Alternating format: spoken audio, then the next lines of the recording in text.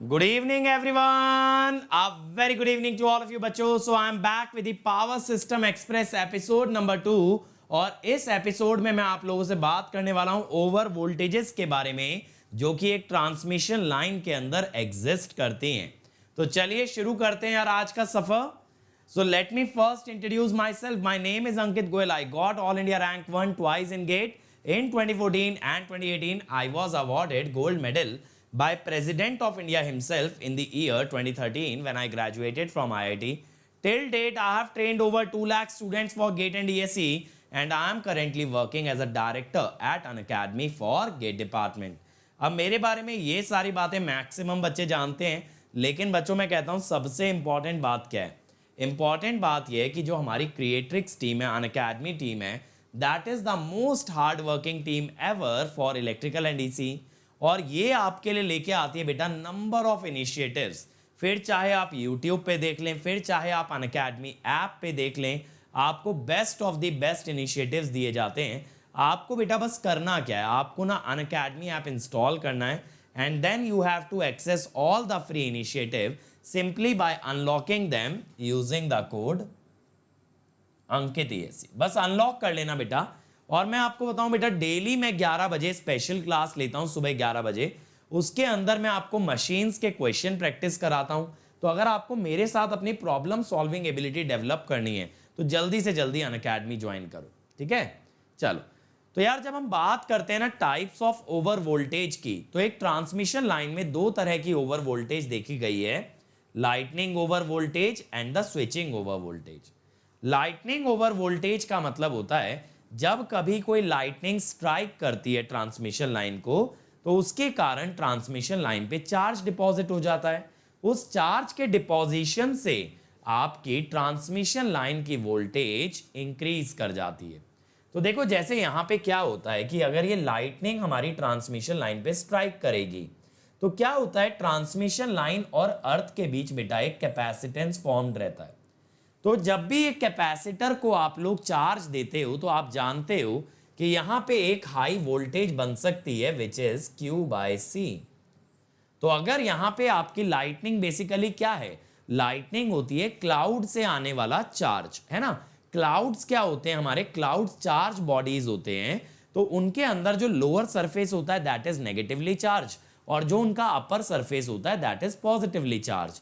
तो क्या होता है, जब कभी एक क्लाउड का चार्ज डिस्चार्ज होता है तो वो ट्रांसमिशन लाइन पे आके डिपॉजिट हो जाता है.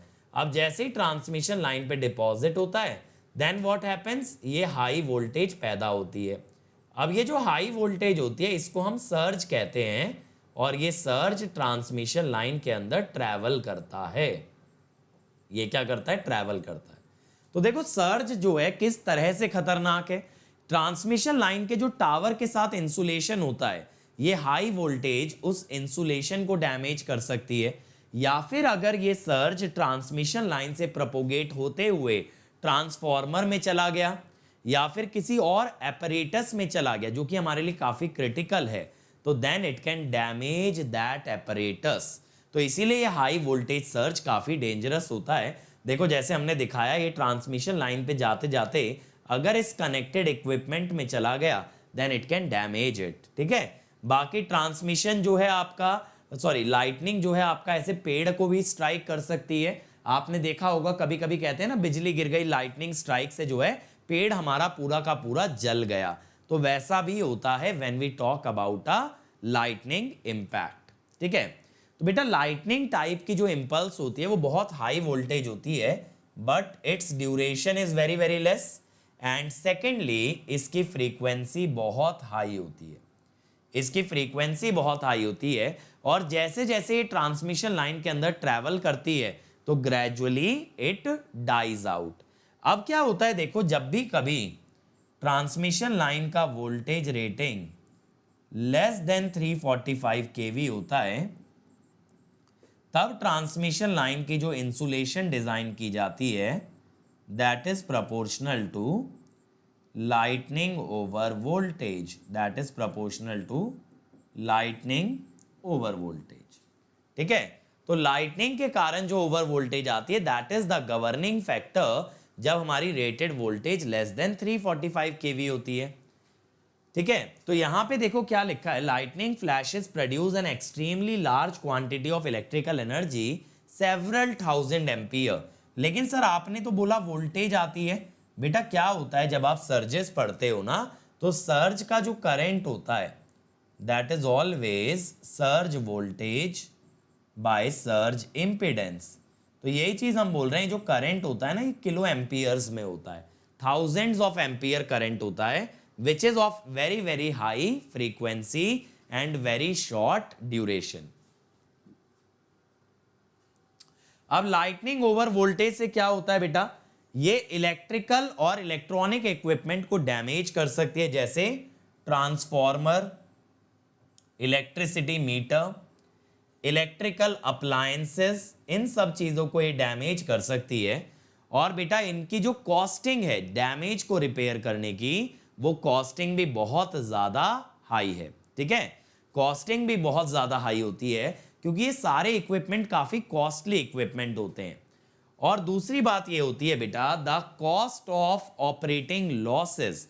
जब सर्जेस आते हैं, जब हाई वोल्टेज आता है, हाई करंट आता है, तब आपके लॉसेस भी बहुत ज्यादा हाई हो जाते हैं। और उसके कारण भी देखो, जब लॉस होगा तो एनर्जी का जो वेस्टेज है, अगर उसकी मैं कॉस्टिंग निकालूं, that costing will be even higher than the cost of the damaged equipment. तो उसकी कॉस्ट भी काफी ज्यादा आती है। अब अगर बात करें स्विचिंग ओवर वोल्टेज, तो देखो स्विचिंग ओवर वोल्टेज के अंदर क्या होता है कि जब हम एक ट्रांसमिशन लाइन की बात करते हैं, उसकी प्रोटेक्शन के लिए हम लगाते हैं बेटा सर्किट ब्रेकर। अब ये सर्किट ब्रेकर जब कोई फॉल्ट आता है तो ओपन अप होता है। ठीक है, अब ये जब इसकी प्लेट्स ओपन अप हो जाती हैं, तो प्लेट्स हो जाती हैं सेपरेट, और इनके बीच में होता है इंसुलेशन। तो सर्किट ब्रेकर जो है आपका एक कैपेसिटर की तरह वर्क करता है। अगर आपका सर्किट ब्रेकर एक कैपेसिटर की तरह वर्क करेगा, लाइन के अंदर इंडक्टेंस है, तो it leads to the formation of a LC oscillator.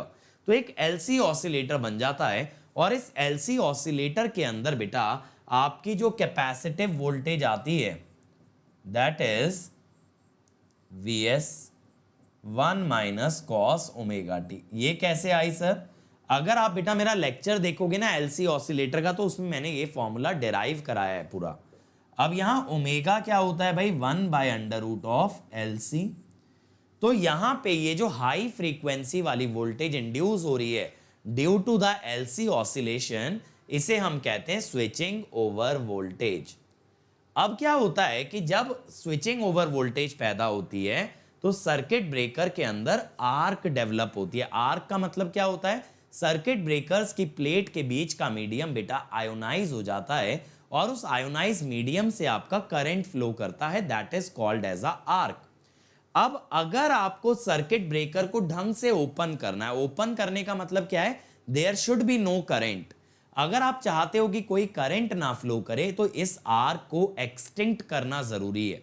ठीक है, तो इस आर्क को एक्सटिंक्ट करने के लिए हम लोग इंटरप्ट करते हैं। इंटरप्ट कैसे करते हैं, जैसे एयर ब्लो कर दिया सर्किट ब्रेकर के अंदर, कुछ इन तरीकों से इंटरप्ट करते हैं।